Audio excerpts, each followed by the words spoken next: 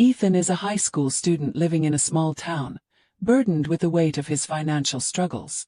Despite his sharp intellect and relentless work ethic, the dream of attending a prestigious university feels impossible.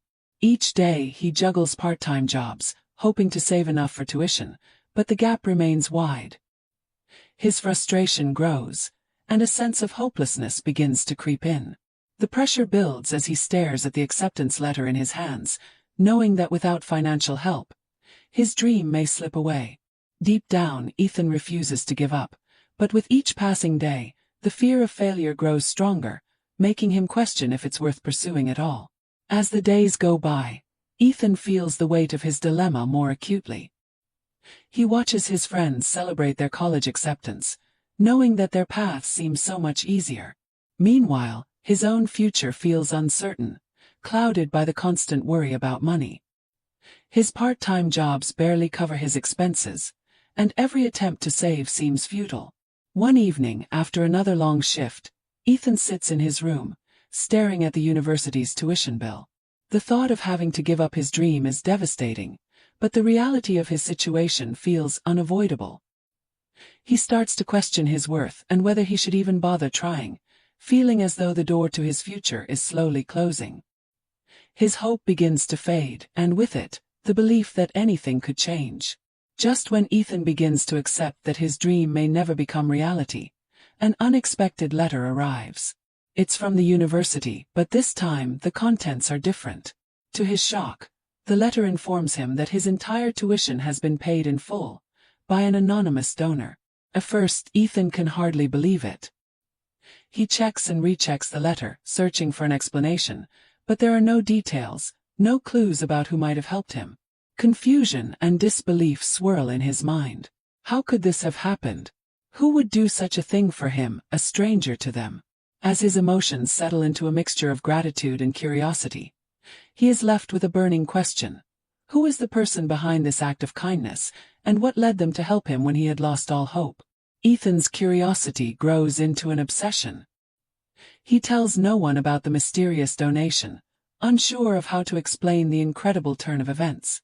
Instead, he begins quietly asking around the small town, trying to find any hint about the anonymous benefactor.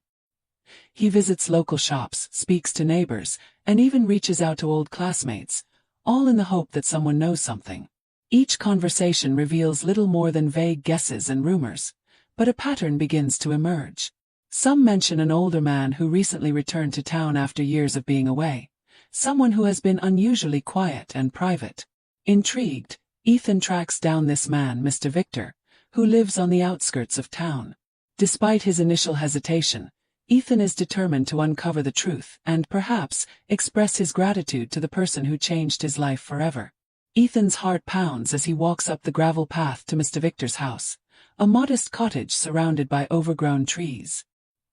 He hesitates before knocking, unsure of what to expect. When the door opens, he's greeted by an elderly man with a gentle, weathered face. Mr. Victor's eyes seem kind but distant, as if he's been carrying a heavy memory for years. Ethan introduces himself and cautiously asks about the donation. For a moment, Mr. Victor remains silent, studying him closely. Then, in a quiet voice, he reveals the truth. Mr. Victor explains that when he was young, he had found himself lost and desperate, with nowhere to turn. He had been struggling to make ends meet, just as Ethan was now. It was then that Ethan's grandfather, Mr. James, had taken him in, giving him a job and a chance to rebuild his life. Victor had never forgotten that kindness, and for years, he had hoped to repay the debt. Now, seeing Ethan in a similar situation, he knew it was his turn to pay it forward. "Your grandfather saved me when I had nothing," Mr. Victor says softly. "I wanted to make sure you had the chance he gave me." Tears well up in Ethan's eyes as the weight of the revelation sinks in. He never imagined that the kindness his grandfather had shown years ago would come back to him in such a profound way. He thanks Mr. Victor, deeply moved by the connection between past and present, and the unspoken bonds that weave through generations. As Ethan listens to Mr. Victor's story, a deep sense of gratitude washes over him. The realization that his grandfather's legacy of kindness had created a ripple effect through time fills him with awe. But it's not just gratitude he feels, it's also a sense of responsibility. Ethan knows that his future is now tied to the actions of two people. His grandfather, who had offered help without hesitation, and Mr. Victor, who had repaid that kindness in the most unexpected way. The weight of this realization hits him like a wave. He feels the pressure to live up to the generosity he's been shown, to honor the trust placed in him. Mr. Victor looks at him with a mixture of pride and understanding, as if he knows that Ethan is now at a crossroads. Ethan suddenly feels the spark of determination that had been missing for so long. The fear that had once held him back from pursuing his dream dissipates. His journey, no longer just about escaping his financial troubles, has become about continuing a legacy of kindness and perseverance. With a firm handshake, Ethan promises Mr. Victor that he will not let this opportunity go to waste. As he walks away from the house, his mind is racing, not just with plans for his future, but with a new sense of purpose. He knows that he will one day be the one paying it forward, passing on the kindness that was so freely given to him. Years pass, and Ethan graduates from college with honors. His journey shaped by the kindness that started with his grandfather and was continued by Mr. Victor. He returns to his small town, now with a degree in hand and a heart full of gratitude. His first stop is the local community center, where he volunteers to tutor high school students who, like him, come from families struggling to make ends meet. He shares his story, teaching them not only about perseverance but also about the importance of helping others, even when it seems like there's little to give. Ethan eventually opens a scholarship fund in honor of his grandfather and Mr. Victor, aimed at helping students from his town attend college. The fund is small at first, but it grows over time, fueled by donations from those who are inspired by Ethan's story. As he stands at the center of his small town one evening, watching a new generation of students walk the path he once did, Ethan realizes that the cycle of kindness will never end. He has become a part of something bigger, a legacy that will continue to impact lives for years to come. With a sense of peace, he knows that his grandfather's lesson lives on. True generosity is timeless, and its power to change lives is infinite. Daniel Hart walked through the tall glass doors of Hart Global Solutions, a business that bore his name, but rarely saw him, just as the sun was starting to rise. He pulled a battered cleaning cart into the elevator, hit the button for the 14th floor, and sat back against the metal walls as the elevator hummed upward, all while wearing a simple navy blue janitor's uniform. Daniel Hart was perceived by the public as a savvy CEO who was a recluse who had established an empire based on honesty, hard work, and invention. To his staff, however, he was merely a name on a plaque and an infrequent presence in the corridors of the business he had established. And for the time being, Daniel wanted it just that way. He had been posing as a janitor for the last 6 months in order to witness the workplace culture in its most raw form. Although it was a daring move, Daniel felt that understanding people at all organizational levels was more important for effective leadership than giving orders from a lofty position. He was interested in how his staff members interacted with one another, particularly with individuals they viewed as invisible. With a gentle ding, the elevator doors opened, and Daniel pushed his cart into the busy hallway on the 14th floor. This served as the operations center, where the company's beating heart was located. Workers were already on the move, gripping coffee mugs and whispering quick hellos to one another. Not many people looked at the man wearing the janitor's uniform. Daniel liked it that way because it let him blend in and watch without being influenced by his title. But now he was concentrating on just one person, Senior Operations Manager Richard Stanton. Within the company, Richard Stanton had a reputation. Although he appeared to be effective, well-organized, and results-oriented, Daniel had heard rumors of his harsh demeanor and patronizing conduct from anonymous employee surveys. Daniel watched intently as Stanton strode across the office with a sense of superiority while he silently cleaned the conference room's glass walls. "Stanton!" barked a young woman sitting at her desk near the window. "Where's the monthly performance report? It should have been on my desk an hour ago."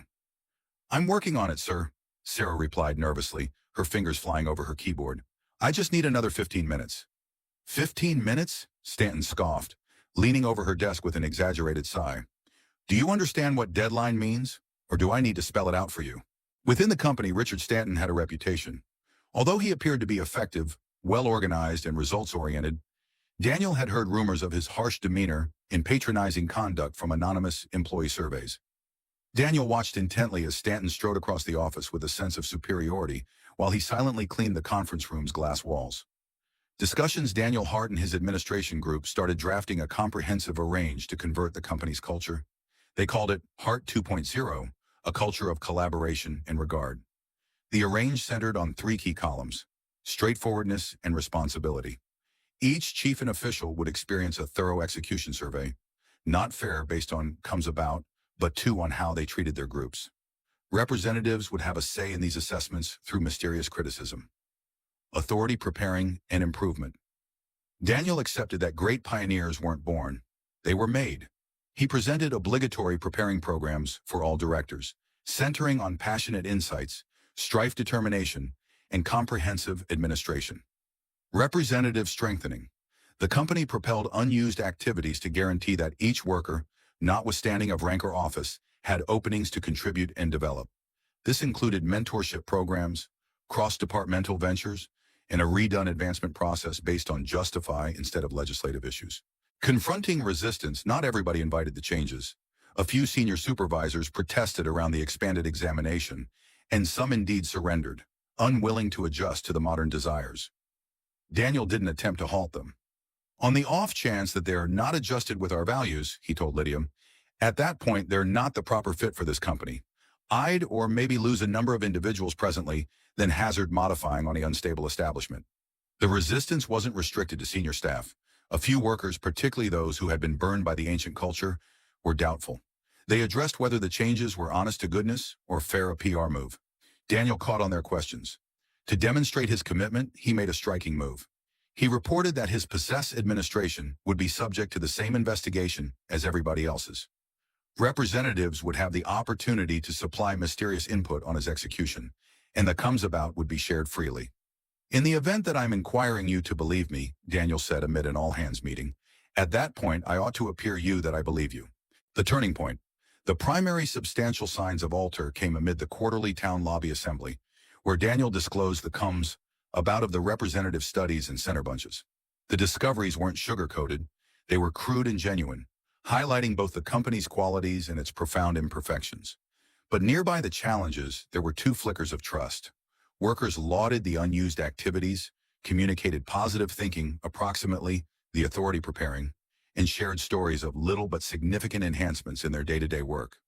For Daniel, the foremost satisfying minute came when Sarah, the junior representative who had been mortified by keeping an eye on, talked up amid the Q&A session. I was doubtful when all of this begun, she conceded, but I've seen genuine changes, indeed in fair some weeks.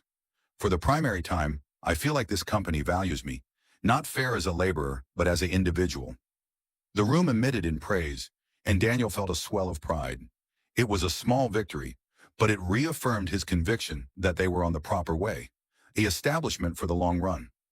As the weeks turned into months, the changes at Hart worldwide arrangements got to be more unmistakable. Supervisors who had already ruled through fear were replaced or retrained. Groups that had been broken by doubt started collaborating more transparently. Daniel proceeded his hands-on approach, regularly strolling the lobbies, going to group gatherings and chatting with workers within the break room.